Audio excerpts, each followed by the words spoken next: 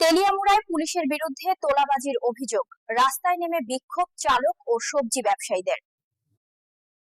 তেলিয়ামুড়া থানার অন্তর্গত হাওয়াইবাড়ি নাগা পয়েন্টে পুলিশের এক কনস্টেবলের বিরুদ্ধে তোল্লাবাজি সহ অবৈধভাবে হয়রানির অভিযোগ একাংশ যান চালক সহ বিভিন্ন প্রান্ত থেকে আগত সবজি ক্রেতাদের। ঘটনায় রাজ্যের বিভিন্ন প্রান্ত থেকে আগত ক্রেতা এবং গাড়ির চালকেরা সম্মিলিতভাবে বিক্ষোভ প্রদর্শন করে পথ অবরোধে শামিল হয়। ঘটনা শুক্রবার সকালে।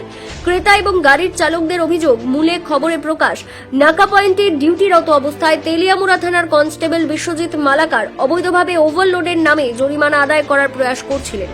একটা সময় বিশ্বজিৎ বাবু নাকি দাবি করেন আইনগত জরিমানা না দিলেও ওনাকে 100, 200 কিংবা 300 টাকা করে প্রণামী দিতে হবে।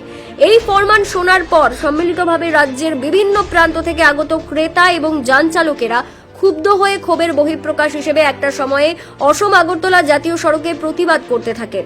ঘটনার খবর পেয়ে তেলিয়ামুড়া থেকে মহকুমা পুলিশ আধিকারিক পান্নালাল সেন, তেলিয়ামুড়া থানার ওসি জয়ন্ত কুমার দে ঘটনাস্থলে ছুটে যান এবং বিক্ষোভকারীদের সাথে কথা বলে পরিস্থিতি নিয়ন্ত্রণ করেন।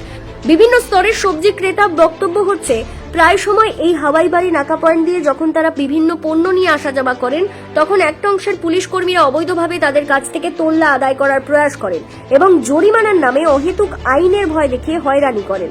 পরিস্থিতি নিয়ন্ত্রণ করার পরিপ্রেক্ষিতে পুলিশের তরফ থেকে দাবি করা হয়েছে, ঘটনার তদন্তক্রমে অবশ্যই ব্যবস্থা গ্রহণ করা হবে। সর্বশেষ খবর অনুযায়ী জানা গেছে, কনস্টেবল বিশ্বজিৎ মালাকারের বিরুদ্ধে দপ্তর অতি শীঘ্রই কড়া ব্যবস্থা গ্রহণ করতে চলেছে।